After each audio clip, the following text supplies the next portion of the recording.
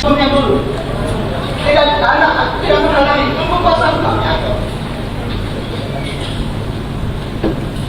Stop dulu. Ini saudara saksi pemohon Tidak. terus kemudian setelah saudara buka pintu mereka langsung bergegas masuk ke kamar. Apa tujuan mereka masuk ke kamar yang saudara ketahui? Dari bapak. Cari bapak. Apakah setelah mereka masuk ke kamar itu ada bapak di dalam? Tidak ada. Tidak ada ya. Kemudian tadi juga ada beberapa petugas di luar kamar ya, di pintu kamar. Apakah itu adalah juga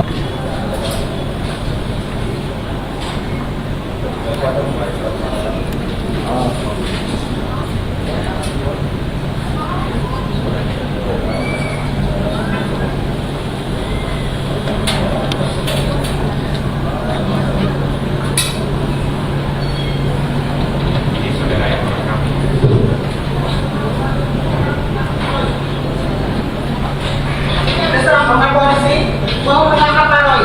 Ini saya tidak. Harus sesuai prosedur, Pak. Ini Pak Didi. Pak Didi. Ya, sebentar. Anda bicara dulu dengan kuasa hukum. Silakan. Ya. Pak. Ya, ini. Tadi Pagi Pak. sudah sampai tenang. Gimana Pak? Yang sudah belum. Bagaimana ini ada apa ini? Kami berdasarkan ada surat kita dalam video call.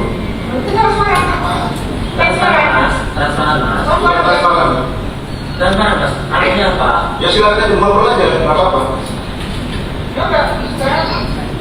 Kami ada surat perintah penangkapannya Pak.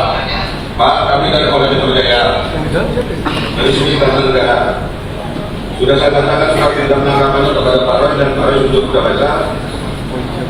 Saat ini sudah kami bawa Pak Roy ke Polda Metro Jaya. Iya.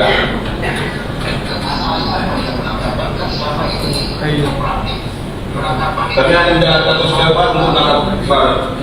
Kalau yang nggak mau belum. Nggak kami udah surat itu. Ya sudah ayo.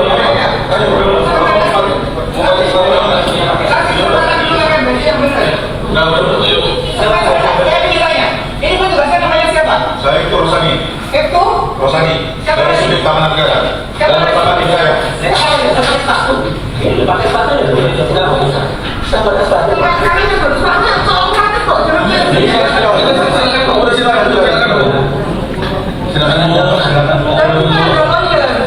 Bu, ibu punya kamera, emasnya juga buka kamera, sama-sama kita ini, ya. Juga disaksikan sama Pak Sukun itu ada 2 orang.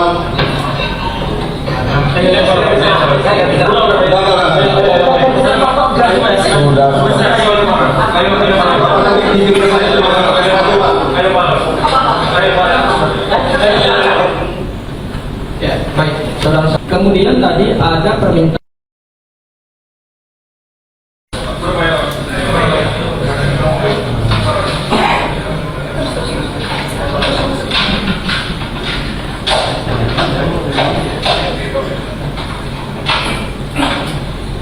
ini nggak benar di caranya.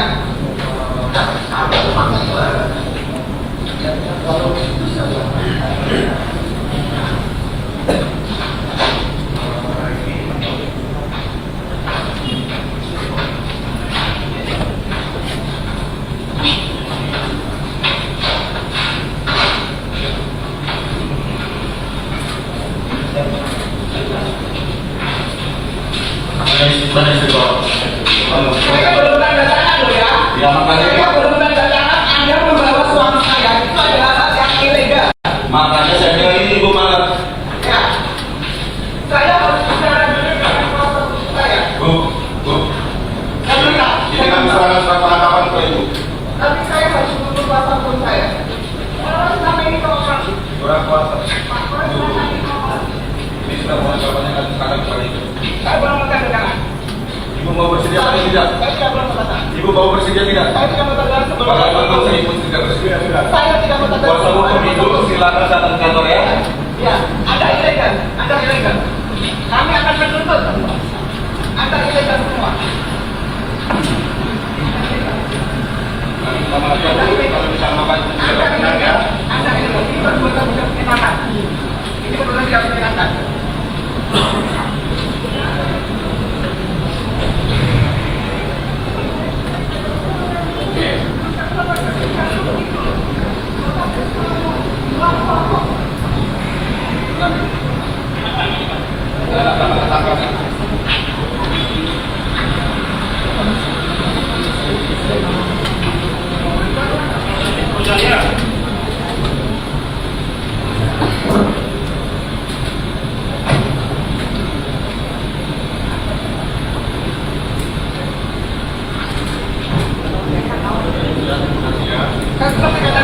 Katakan tidak sah. Ya, tapi juga pertunjukan dan uang presiden sama ini. Tidak sah. Tidak sah. Ya. Ilegal.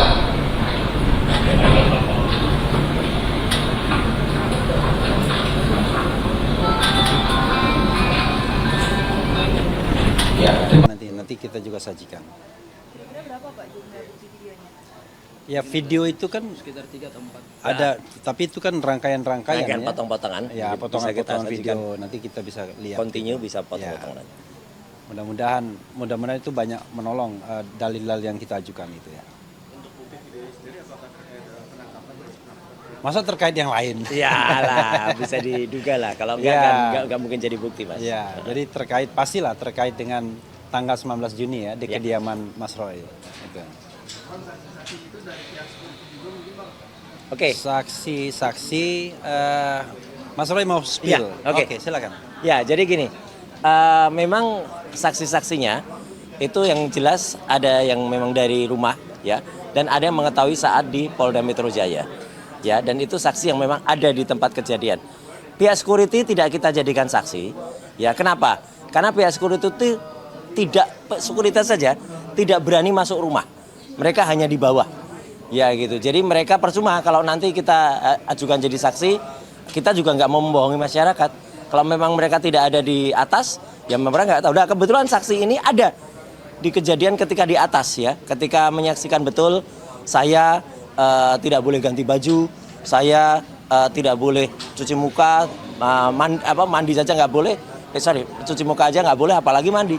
Jadi dia mengerti betul kejadian yang ada. Tapi kalau nanti misalnya dia menjawabnya itu terbata-bata atau mungkin ya memang faktanya begitu orangnya gitu. Jadi artinya kita tidak berusaha memainkan sandiwara atau dia suruh apa. Kalau mau ya saya hire seorang aktor saja, itu bisa. Banyak aktor yang bisa menjadikan kayak gitu. Tapi kita tidak, faktanya seperti itu dan dia berkata dengan bahasa yang terbatas, ya mungkin dia bahasa terbatas. Sekali lagi Satpam tidak kita jadikan saksi karena Satpam tidak ada di lokus deliktinya. Ya Satpam hanya tunggu di bawah. Satpam tuh sopan loh. Dia hanya mengantar sampai bawah. Tapi saksi ini nanti insya Allah bisa menceritakan bagaimana dia dipaksa untuk membuka pintu gerbang, bagaimana dia dipaksa untuk naik, dan kemudian ketika dia menunjukkan kamar tiba-tiba petugas-petugas itu sudah masuk menyeruak masuk ke dalam kamar tidur. Itu dia nanti insya Allah akan bisa cerita. Dan itu tidak hanya disampaikan secara narasi saja, insya Allah ada videonya. Dan nanti videonya nanti bisa juga dilihat bersama-sama ya apa yang terjadi dalam rumah itu. Saya kira itu ya, yang 19 Juni itu. Dan ada saksi lain, saksi yang berada di kantor Polda Metro Jaya ketika saya dibawa ke sana dan ketika saya digiring masuk ke tempat yang lain. Jadi dia bisa menceritakan juga dengan persis ya kejadian apa yang saya alami dan saya rasakan. Oke? Nah, pekerja atau tidak nanti tunggu saja. Ya, gitu.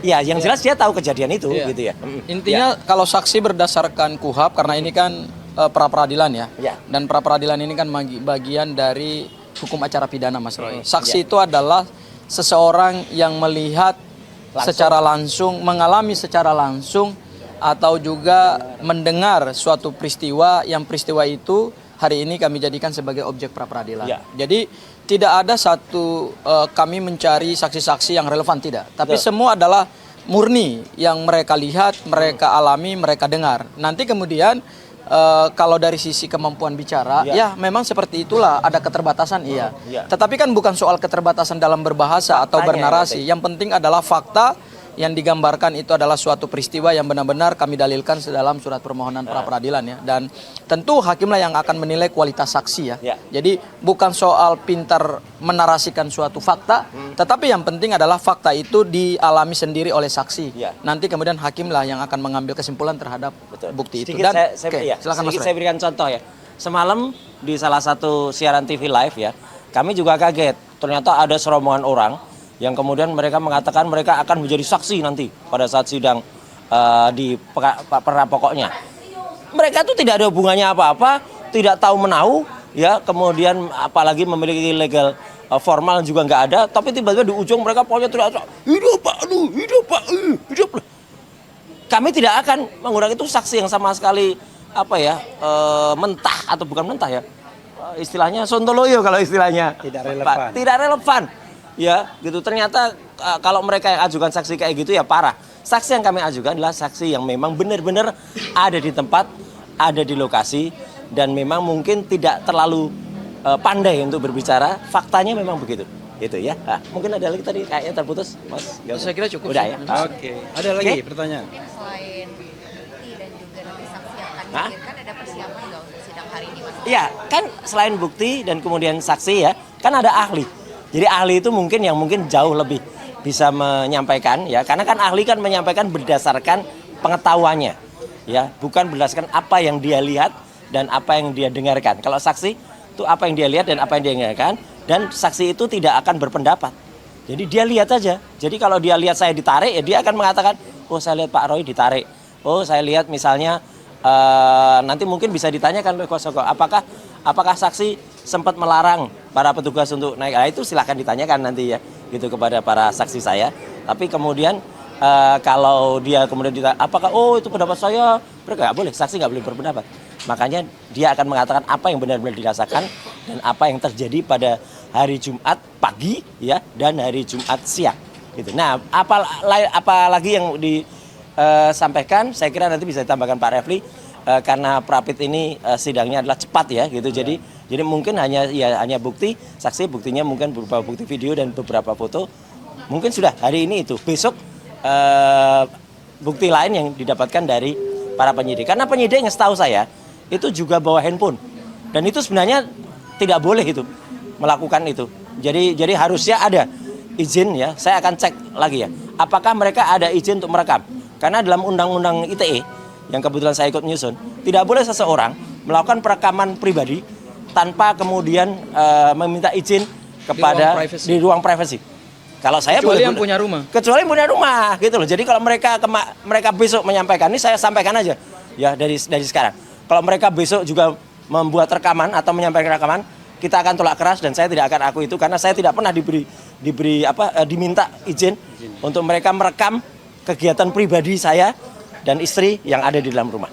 Jadi jauh-jauh hari sudah kita tolak. Gitu. Berarti saksi yang hadir ini kira-kira expert di bidang apa ya? Oh enggak, yang mana? Kalau saksinya enggak expert. Maksudnya ahli.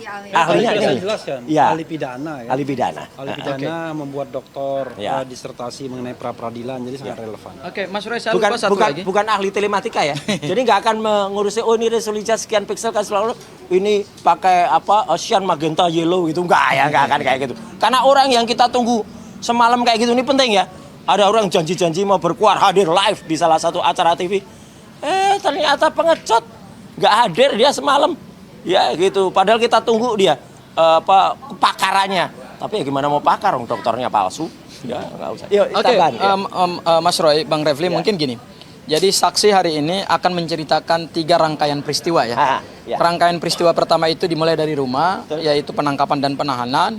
Kemudian rangkaian kedua adalah di Polda Metro Jaya. Yes. Ya, pada saat dilakukan penahanan, kemudian ada sedikit insiden. Ya. Kami menolak sebenarnya untuk dilakukan pemeriksaan dokter di Rumah Sakit Polri Bayangkara. Dari Polda Metro itu Ya, Jumat sore. betul. Dan peristiwa terakhir adalah peristiwa pada Minggu malam, beberapa jam sebelum penyerahan tersangka dan barang bukti kepada penyidik, dari penyidik kepada jaksa penuntut umum. Itu juga ada satu peristiwa yang kami anggap tentu itu juga melanggar hukum ya, dan itu akan kami putarkan juga videonya di dalam persidangan. Mungkin itu Mas Roy. Ya, saya tidak terlalu mengerti, biar Mas Refli aja yang selaku koordinator Troya. Iya, begini, kan kita sudah bagi tugas ya. Jadi sebagian pengacara itu kan tergabung dalam TPDT, tim pembela Dr. Tifa. Jadi mereka yang in charge terhadap kasus yang akan dibela ya. Nah, sementara Toham itu membela Mas Roy. Cuman di antara kita kan masih ada komunikasi bridgingnya ya. Jadi sekali-sekali kan ada institusi lain namanya Troya, tapi kan Troya memang tidak ikut. Troya itu Tifa Roy's Advocate. Ya, tetapi fungsinya hanya bridging ya. Tetapi untuk pembelaan itu memang tim masing-masing biar bisa berkonsentrasi kita. Jadi kalau misalnya ada waktu ya kita akan ke sana. Tapi kalau nggak ada waktu ya apa boleh buat. Tetapi kalau hari-hari lain di mana kita punya waktu ya tentu kita akan ikut mensupport begitu. Oh iya, saya ingat dikit ya, saya tambahin Mas Rafli. Kemarin sore sebelum maghrib, alhamdulillah saya bertemu dengan Dr. Tifa di satu tempat dan kami berdua sempat membuat satu tayangan dikit ya gitu, podcast meskipun tidak panjang, hanya sekitar 20-an menit. Intinya saya dan Dr. Tifa meskipun besok berbeda tempat, tapi kami bersama dalam perasaan, bersama dalam hati, dan bersama dalam perjuangan. Demikian juga dengan tim hukum kami. Kami meskipun beda tim hukumnya, tapi kami tetap punya komunikasi. Semalam juga di salah satu studio TV itu, Pak Refli juga ketemu dengan Pak Al-Katiri, ya sebagai koordinator timnya TPDT, timnya Dr. Tifa, dan kita juga saling menguatkan dan memberi support untuk sidang hari besok, ya Kamis di Pengadilan Negeri Jakarta Timur. Demikian juga Dr. Tifa memberikan support untuk saya juga, selain saya memberikan support untuk beliau juga memberikan support untuk saya untuk pra peradilan. Jadi sekali lagi, memang tidak ada perbedaan soal prinsip, nggak ada. Justru kami saling menguatkan dengan apa langkah yang kami ambil. Dr. Tifa tidak mengambil langkah untuk prapit, ya. Saya mengambil langkah prapit dan itu kita saling menghormati langkah masing-masing dan kita mengapresiasi. Pelanggarannya melanggar HAM-nya Mas Roy, kemudian juga melanggar hak hukumnya. Nah, tapi nggak boleh penahanan. Buat apa penahanan? Nggak ada itu penahanan, karena penahanan tujuannya murni untuk kepentingan penyidikan. Nah, apalagi tadi penahanannya itu yang tadi diperlihatkan dari tim kuasa hukumnya, bahwa di sana ada kata-katanya bahwa itu untuk kepentingan penyidikan dalam 1 kali 24 jam harus dilakukan pemeriksaan. Itu dia pelanggarannya di sana, ya. Tidak mungkin, itu perintah palsu, udah pasti palsu 1000% itu. Ya, saya berani bilang 1000%. Saya nyalahkan bahwa peristiwa ini nanti akan panjang, ya, akan pendek. Mau pakai kuhab lama, kuhab baru itu nggak masalah. Mau panjang, mau pendek itu tidak ada masalah sama sekali. Semua itu biar berjalan sesuai dengan hukumnya. Jadi sekali lagi, mau panjang, mau pendek ini, mau panjang.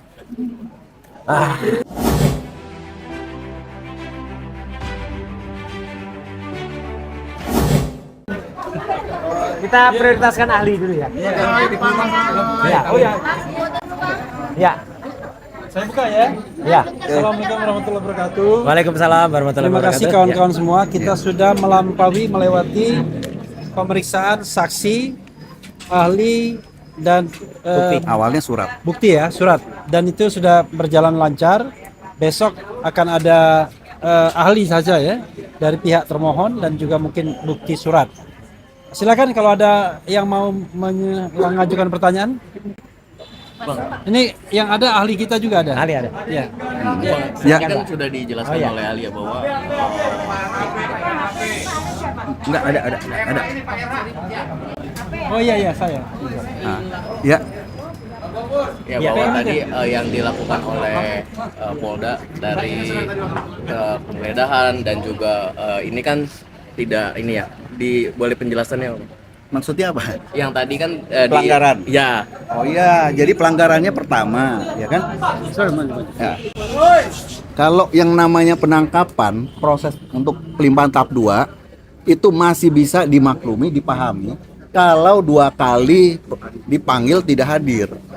Ya. Jadi hanya bisa untuk 24 jam. Mas Roy ini panggil-panggil nggak mau datang untuk pelimpahan tahap 2. Nah, apakah itu ada? Kan kalau nggak ada itulah pelanggaran. Makanya pelanggarannya melanggar HAM-nya Mas Roy, kemudian juga melanggar hak hukumnya. Nah, tapi nggak boleh penahanan. Buat apa penahanan? Nggak ada itu penahanan, karena penahanan tujuannya murni untuk kepentingan penyidikan. Nah, apalagi tadi penahanannya itu yang tadi diperlihatkan dari tim kuasa hukumnya, bahwa di sana ada kata-katanya bahwa itu untuk kepentingan penyidikan dalam 1 kali 24 jam harus dilakukan pemeriksaan. Itu dia pelanggarannya di sana, ya. Tidak mungkin, itu perintah palsu, udah pasti palsu 1000% itu. Ya, saya berani bilang 1000%. Kenapa? Karena penyidikan sudah selesai. Dan faktanya terus untuk dilimpahkan, itu kan sudah bertentangan dengan surat perintah penangkapan. dasar hukumnya, pertimbangan hukumnya adalah untuk dilimpahkan. Nah, itu pelanggaran, ya. Jadi saya bilang kalau ada sesuatu fakta palsu yang dihadirkan oleh penyidik, ya, itu melanggar pasal 278 KUHP. Dan kalau dilakukan oleh aparat penegak hukum, sanksinya lebih berat. Ya, 1,5 kali. 1,5 kali, 9 tahun. Tambah sepertiga kalau ada pasal yang disudupin. Sepertiga. Ya, di sana. Jadi di sini harus jelas ini pelanggaran-pelanggaran gitu loh. Kalau misalnya punya izin dari pengadilan untuk masuk rumah. Jadi masuk rumah itu kalau penggeledahan jangan dikatakan penggeledahan itu berarti mencari-cari dan sebagainya. Masuk rumah itu penggeledahan, ya. Jadi di situ harus ada izin dari pengadilan.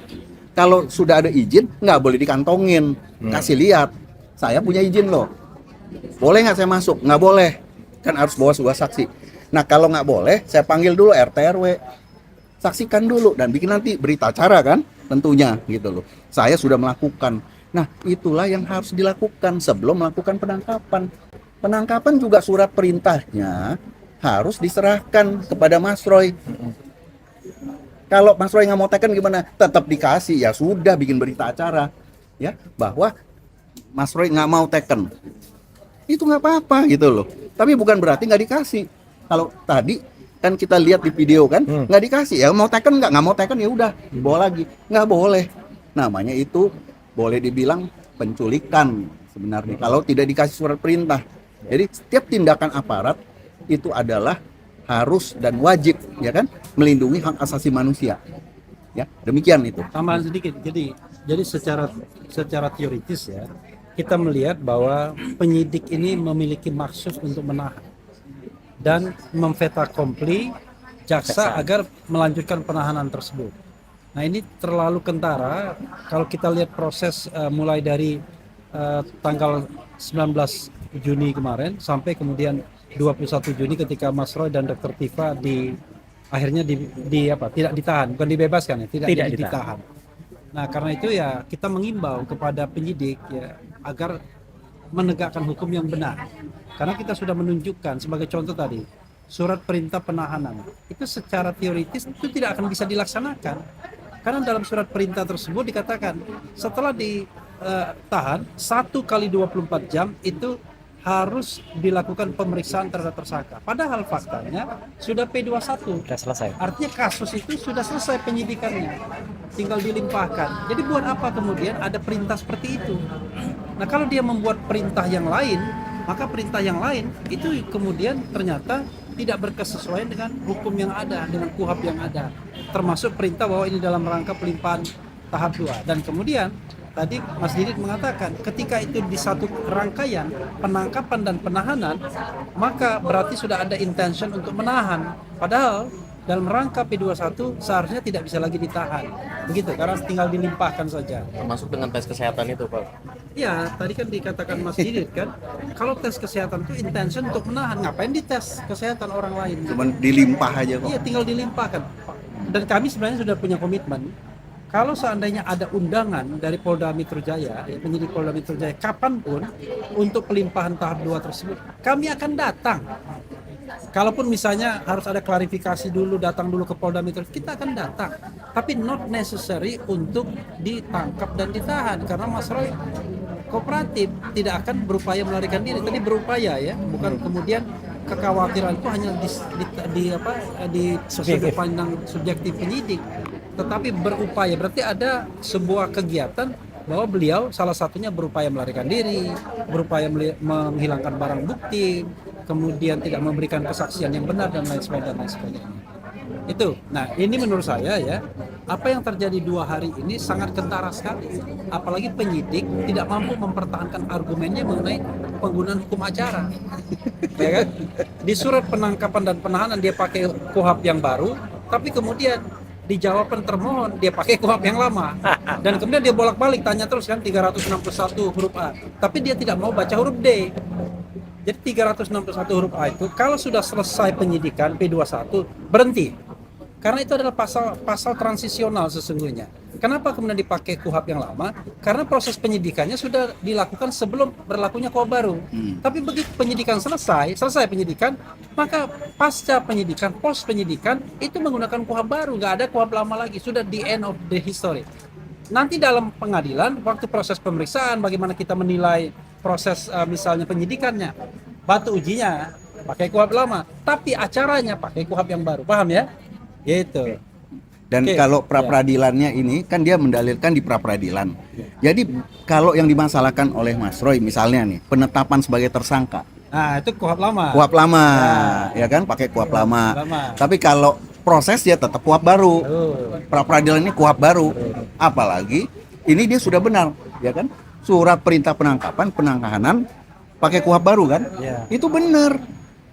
Gitu, yang salah dalilnya. Gitu. Nah, itu jadinya. Oke, ada pertanyaan lagi. Ada tambahan, Oke. Mas Gafar? Oke, tambahan dari saya ya. Ya, maju aja. Jadi para rekan-rekan media tadi sudah jelas berdasarkan fakta persidangan tidak pernah ada surat pemanggilan kepada pemohon ya yang ditentukan dalam pasal 97 KUHP yang baru yang tadi sudah dijelaskan oleh ahli bahwa sebelum dilakukan upaya paksa penangkapan maka harus dulu didahului dengan surat pemanggilan yang sah dan patut.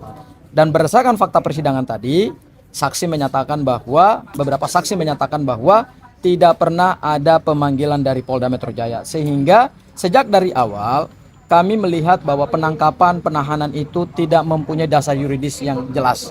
Tidak ada urgensi hukum selain karena ada tendensi untuk melakukan penangkapan dan penahanan dengan harapan jaksa mungkin juga akan melakukan penahanan dan penahanan, mohon maaf. Tetapi alhamdulillah jaksa juga pada akhirnya menggunakan kewenangan sebagai dominus litis berdasarkan asas diferensi fungsional, maka kemudian jaksa juga tidak melakukan penahanan. Itu hal yang pertama. Hal yang kedua tadi, bahwa berdasarkan pendapat ahli, penangkapan, penahanan yang dilakukan oleh Polda Metro Jaya itu sesungguhnya adalah upaya paksa yang tidak punya dasar yuridis yang kuat. Selain karena ada tendensi untuk melakukan penangkapan dan penahanan, ya kami nggak tahu apakah itu memang ada atensi dari pelapor. Tetapi yang kita ketahui adalah beberapa hari sebelum penangkapan itu dilakukan, relawan-relawan Pak Joko Widodo sudah mengirimkan surat permohonan kepada Dirkrimum Polda Metro Jaya agar segera dilakukan penangkapan dan penahanan. Kami melihat bahwa di dalam penegakan hukum ini kok justru Polda malah lebih berpihak kepada kepentingan pelapor ketimbang mendudukan perkara ini secara adil berdasarkan hukum acara bahwa ada keseimbangan antara kepentingan penyidik dengan kepentingan tersangka. Kami melihat justru penyidik Polda Metro Jaya lebih mengakomodir tekanan-tekanan dari pihak sebelah, ya. Jadi tanpa didasari pada dasar hukum yang jelas. Kemudian yang ketiga, Mas Roy, saya mungkin ingin mengklarifikasi sedikit. Mungkin teman-teman media sudah melihat juga ada berita-berita sosial media yang beredar luas dan juga sudah dikonfirmasi juga ke saya dari beberapa awak media. Intinya saya dengan Bang Refli dan teman-teman yang lain sampai hari ini masih berdiri sebagai tim kuasa hukum Mas Roy dan akan terus berjuang sampai kemudian kami mendapatkan keadilan hukum. Mungkin itu saja dari saya, Mas Roy. Silakan. Tambah sedikit. Jadi gini, yang menarik juga tadi ya soal surat penggeledahan penetapan Ketua Pengadilan Negeri pada tanggal 13 November 2025 yang kemudian digunakan oleh termohon untuk mengatakan bahwa ada surat penetapannya. Nah, apakah surat penetapan itu bisa digunakan berkali-kali? Karena asumsi saya pada tanggal 13 November 2025 surat penetapan itu dilakukan. Karena pada waktu itu ada pemeriksaan sebagai tersangka kepada Mas Roy dan Dr. Tifa. Dan memang pada waktu itu dikhawatirkan akan ada penyitaan barang dan lain sebagainya. Nah, karena itu mereka membuat surat penetapan pada tanggal 13 November. Tetapi ketika mereka melakukan penggeledahan lalu penangkapan pada tanggal 19 Juni, ternyata surat yang dipakai itu tetap surat yang sama, 13 November 2025. Surat tahun lalu. Surat tahun lalu. Tidak ditunjukkan tapi. Iya. Ya kan? Masalahnya. Tetapi di dalam jawaban termohon ada seperti itu. Nah, tadi menurut Mas Didi nggak bisa surat lama dipakai berkali-kali. Harusnya surat memang dimaksudkan Satu untuk aja. melakukan kegiatan tanggal 19 Juni itu. Silakan Mas Didi ditambahkan sedikit. Ya, jadi gini, makanya saya bilang ini melengkapi jawabannya Bung Gafur. Itu tindakan seperti ini itu adalah bentuk terlepas ada campur tangan orang lain apa tidak, ini adalah penyeludupan hukum. ya. Jadi, nah mereka tidak bersiap, mereka tidak minta izin ke pengadilan. Nah kalau pakai tahun lalu, ya sekalian aja 5 tahun yang lalu pakai, boleh aja kalau begitu ya kan? Itu kan nggak boleh, ya. Jadi penetapan, apalagi KUHP baru, namanya izin penggeledahan itu harus menyebutkan lokasi, kapan, alasannya, untuk apa, dan sebagainya. Itu harus disebutkan gitu. Nah, tindakan dia karena sudah selesai P21, dia harus ya kan menggunakan KUHP baru. Jadi surat perintah penangkapan, surat perintah penahanan, Dasar hukumnya benar. harus sudah benar. Penggeledahannya pun harus pakai yang KUHP baru. Tapi kalau saya menggaris bawahi, penahanan ini benar-benar rekayasa. Nggak boleh. Ya. Gitu. Penahanan, penangkapan kalau dua kali dipanggil untuk diserahkan. Kalau berarti surat penggeledahannya tidak sah dong? Karena Tidak sah. Karena Bisa, 13 masih bisa. penggeledahan. Penggeledahan kalau tahun lalu nggak bisa. Karena 13 November 2025 itu belum KUHP baru. Nggak bisa. Nggak bisa. Dan walaupun KUHP-nya tidak berubah, tidak bisa juga. Gitu. Tidak boleh. Apalagi kalau berubah ya. Betul. Apalagi berubah ya. Jadi cacat formil dan material ya. Nah, itu makanya ini menjadi ketidakpastian hukum di sini. Ya, itu. Oke, Mas Roy. Oke, Mas Rusdi. terakhir yang ingin saya tambahkan, tadi dasar-dasar hukumnya sudah jelas ya. Jadi saya ingin sampaikan fakta-faktanya. Jadi sebenarnya seminggu tepat pada saat sebelum terjadi peristiwa tanggal 19 Juni itu, terus terang, saya katakan terus terang, tanggal 15 ya, hari Senin ya, itu saya selalu, mulai minggu itu saya selalu menanyakan kepada rumah, ada surat nggak? Karena apa teman-teman? Teman-teman ingat ya, selama ini yang disebut P21 itu adalah statement tanggal 2 Juni. Ketika waktu itu para termul itu mengatakan, menanyakan dan juga sudah kemudian ada statement dari Dirkrimum Polda Metro Jaya, Pak Iman Imanuddin waktu itu mengatakan sudah ada komunikasi tapi lesan dan nggak ada tunjukan P21. Maka kami waktu itu pun mempertanyakan mana P21-nya. Walhasil ternyata P21-nya itu sudah ditetapkan tanggal 30 April. Itu sebenarnya pertanyaan lagi. Karena berarti peristiwa yang terjadi kemarin itu pelimpahannya itu sudah P21 tambah lebih dari 14 hari.